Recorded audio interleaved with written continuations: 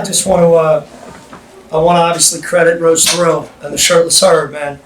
I got to be honest with you, and Mark Schmidt's been here a lot of times, and most of the times he told me today after his shoot around when I saw him outside, he said a lot of times it's full in here, but most of them are St. Bonnie's fans. So, I think we flipped that script. I mean, you heard him early on, but I tell you what, and every coach that's come in here that's been here for years has said that, this is something different. And we credit obviously the Board of Trustees and, President Tetlow and Ed Cole and all the folks that are now pushing for men's basketball to become something special.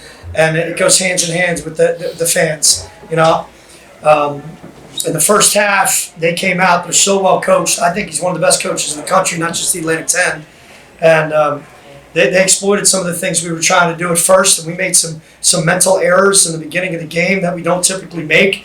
And they got going a little bit, but then all of a sudden, in the under 8-minute timeout, I think they had 24, and we talked about our identity, what had nothing to do with the offensive end. And all of a sudden, we came out and we held them, I think, to 6 points underneath that 8-minute timeout. And that carried over into halftime, where we talked about just some of the mental errors we were making that we had to clean up. And these guys held everybody accountable, and they went out and played as good of defensive 20 minutes as we played all year. And then finally, offensively, I think we clicked a little bit. We started making some shots. This has to be the best that we've shot from three as far as the percentage. 9 for 23. We haven't shot like that in the Atlantic 10. So we knew it was a matter of time. We got great kids in this program that are working as hard as anybody I've ever been around. The last thing I'll say, I'm so impressed, and I just told these guys, I've been around a lot of really good teams. This team is as connected as any team I've ever been around. And as a result, you're using like 8, 9, 10, 11 guys. And everybody who goes in, when you walk up and down the sideline, all these guys are cheering for each other. That is rare in sports, to have a team that's that connected, that's rooting for each other every single opportunity they get. And it's an extra boost for guys like Zach Riley and Ramad Dean. Man, they're willing to fly around because they don't want to let these guys down. It's something really special that these guys have created. And, I think we got better tonight. And that's always the goal. We'll take questions. If you could just raise your hand before, we'll start with Sam and then go Jake. It seemed like you guys really controlled the tempo of this game tonight. You got Bonaventure in the early foul trouble in both the first and second half. How important was that in kind of extending that lead in the second half? I felt like that was just our goal to come out. It wasn't really to get him in foul trouble or anything, but to keep the foot on the gas pedal. We didn't want to drop down like we did 2 weeks ago at Richmond, where we came out second half, we were up, and we kind of came out lackadaisical. So we wanted to come out and kind of punch him in the mouth right away and extend that lead as much as we could. I think we did that tonight. Go Jake. Keith, you talked about this season being special. What can you say about how the stars have aligned with this group and the whole process of turning this program around, a place that's been discussed as one of the hardest situations in the country? Yeah, I think that has a lot to do with the commitment from the Board of Trustees and President Tetlow and Ed Cole and the entire administration. It's a community at large right now, and everybody's pumped about it, and we're moving in the right direction. And then it's about hiring the right staff, which we were, fortunately Coach Neptune and last year we did a great job of hiring the right people and finding the right student athletes to fit what Fordham is. Not just the basketball program, but the entire community. And we got fortunate. We hit lightning in the bottle with guys like Antrell Charlton and Darius Quisenberry, because they're not just basketball players. They care about the institution. They love wearing the name on the front of the jersey.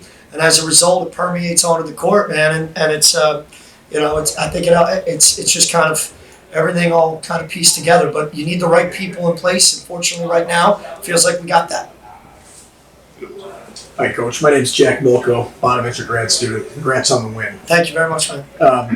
What I'm amazed, the last time I was here was in 2014. And Bonnie's fans used to call Rose Hill Riley Center South.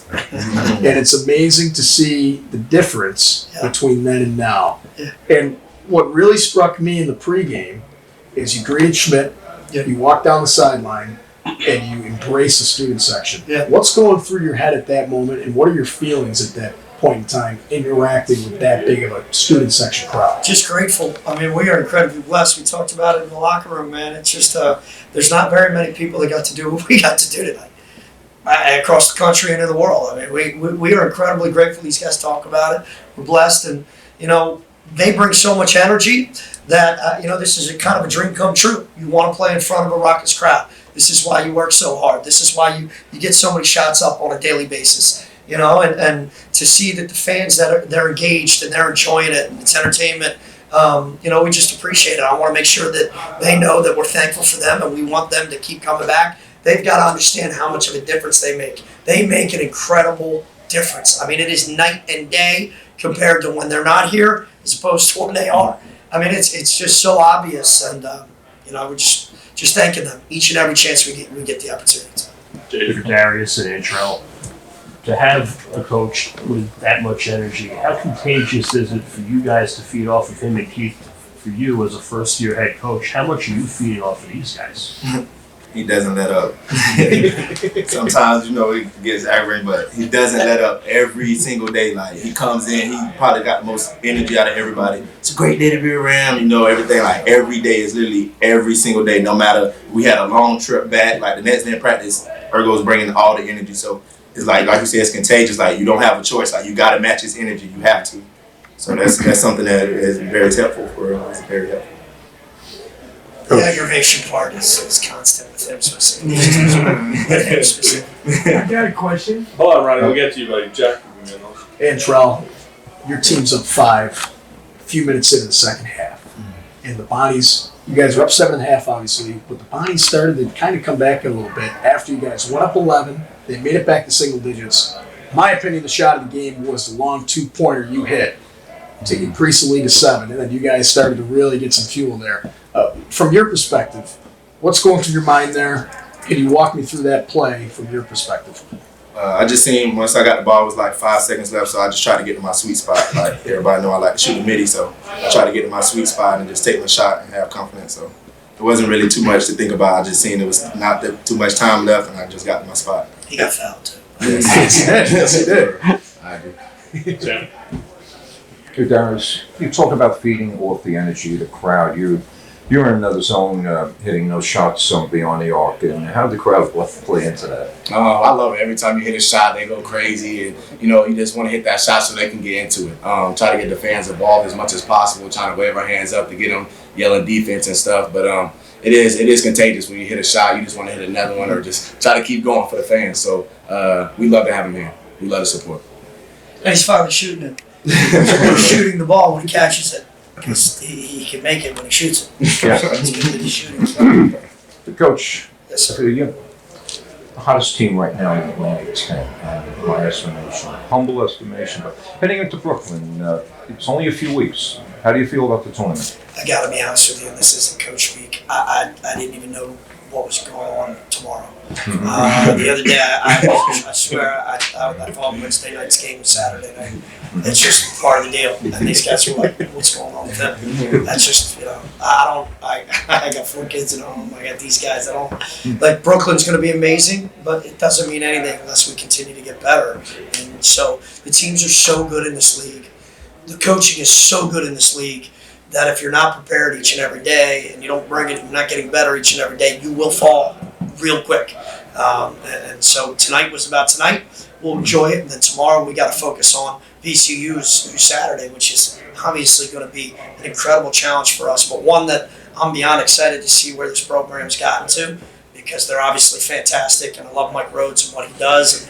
And it's going to be a really incredible environment. It's going to be a lot of fun for these guys. And so that's really what we're focused on. But naturally, Brooklyn being in New York, and with the momentum that we have, hopefully we bring Rose Thrill to the Barclays Center. Why not? There should be buses and buses of people, because that's what these guys deserve. They put so much time, so much energy into this place, into this program, that I'd really like to see guys like Darius and Cleve Moore go out with a bang. And a bang means loads of Fordham alum. There's plenty of them out there. There's plenty of them in the tri-state area. There's not one that shouldn't be there if they can be. Take a couple more. We'll go back earlier. Hey, for both of you guys, congratulations on the win. The crowd makes you feel like rock stars. At the end of games, you go into that mosh pit, almost like a rock concert. What's going through your mind every time you jump into the fans there? And could you even imagine that experience? Maybe even a couple of years ago here at Fordham, what goes through your mind every time you're mimicking a rock concert?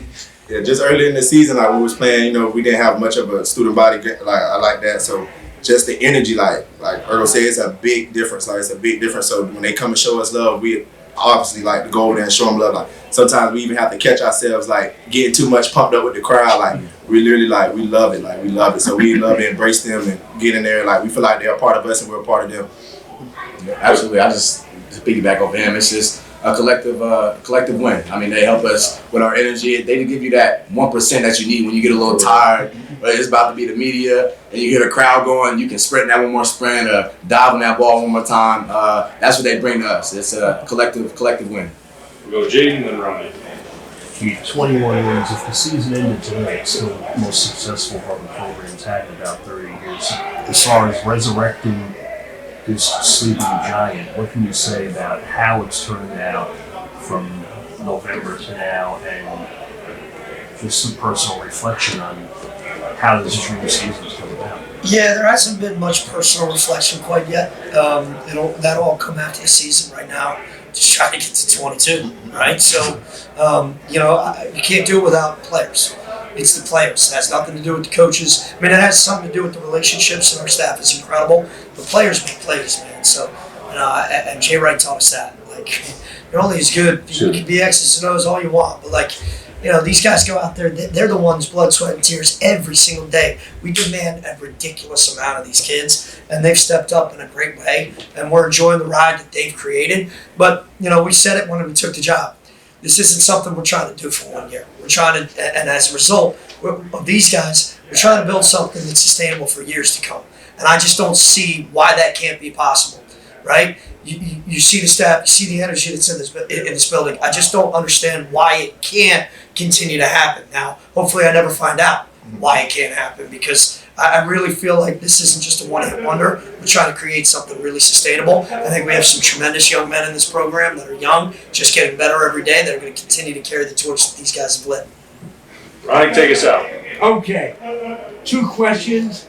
First, congratulations, Coach. Thank you. Just want to let you know I'm going to the A10 tournament. My man. There you go. That's one right there. And the reason why, because I'm doing the stats of all the teams. Nice. Okay. You got to pat something for us. I'm going to be working with Joe Tabati there and do the. Don't be missing any assists and rebounds. Don't add turnovers. What? You're playing the best team in the country at BCU. Okay. What are you thinking? Can these guys beat BCU? There's no question in my mind that we can. If we play 40 minutes of what we call Fordham basketball, it's going to be difficult. We feel like we can play with anybody. They're a great team. They're really well coached. But I don't think these guys believe that they can't beat anybody no matter who. And I'm sure VCU feels the same way. You don't work as hard as we do and don't think you can go into a matchup and beat anybody. It's just not what you do. It's going to be difficult, but I believe we're Can you end up being the number 1 seed at the end of the rainbow? That's always the goal is to be the best team we can be by the end of the year. And I think if we can attain that goal, we have a chance to do that. But again, we still got 5 regular season games left, so there's still a long way to go. Yeah, There's a lot of teams in the attempt. The toughest team in the league right now. We play. It's gonna be fun. It's gonna be fun. It's gonna be a great road trip. All right, thank you guys. Thank you guys. Good night.